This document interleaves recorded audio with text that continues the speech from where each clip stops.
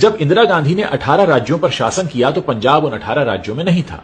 अब जब मोदी 19 राज्यों पर शासन कर रहे हैं तो पंजाब उसमें नहीं है। जब अंग्रेजों ने पूरे भारत पर शासन किया तो पंजाब उनके शासन में आने वाला आखिरी राज्य था और उसने तुरंत स्वतंत्रता के लिए संघर्ष करना शुरू कर दिया। अंग्रेजों के खिलाफ स्वतंत्रता संग्राम में पंजाबियों का योगदान 80% से भी ज्यादा है।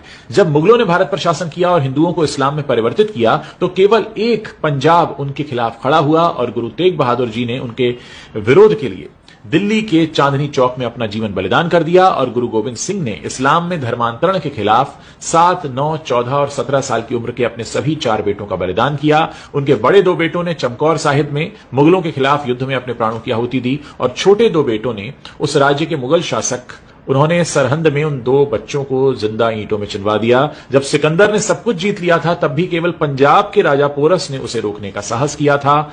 ऐसी नदी भूमि पंजाब को मैं सलाम करता हूं।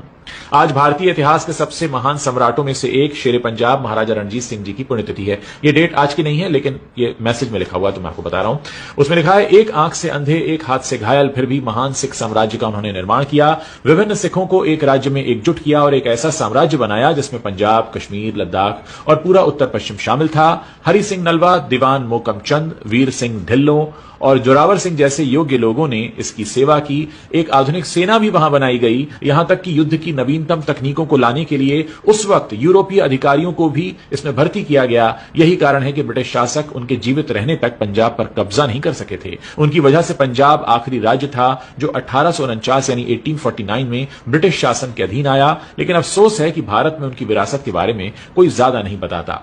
उनकी वजह से पंजाब उस समय सबसे ज्यादा पढ़ा लिखा राज्य था। भले ही उन्होंने यूरोपीय अधिकारियों की भर्ती की लेकिन यह सुनिश्चित किया कि वो सख्त आचार संहिता का पालन करें, वो गौमांस न खाएं, धूम्रपान न करें और शराब भी न पिएं। वास्तव में रणजीत सिंह जी ने अपने साम्राज्य में गौहत्या पर प्रतिबंध लगा दिया था। एक धर्मनिष्ठ सिख जिसने कभी धर्म के आधार पर कोई भेदभाव नहीं किया, उसके दरबार और सेना में हिंदू, सिख और मुसलमान बराबर संख्या में थे। वो एक सच्चा धर्मनिरपेक्ष राजा था। उसका वित्त मंत्री हिंदू ब्राह्मण था, उसका प्रधानमंत्री डोगरा था, उसका विदेश मंत्री एक मुसलमान था। उसने स्वर्ण मंदिर का जीर्णोद्धार भी करवाया, उसे सोने की प्लेटें दी और हिंदुओं और मुसलमानों को भी उनके मंदिरों और तीर्थ स्थलों के जीर्णोद्धार के लिए बराबर मात्रा में सोना दिया।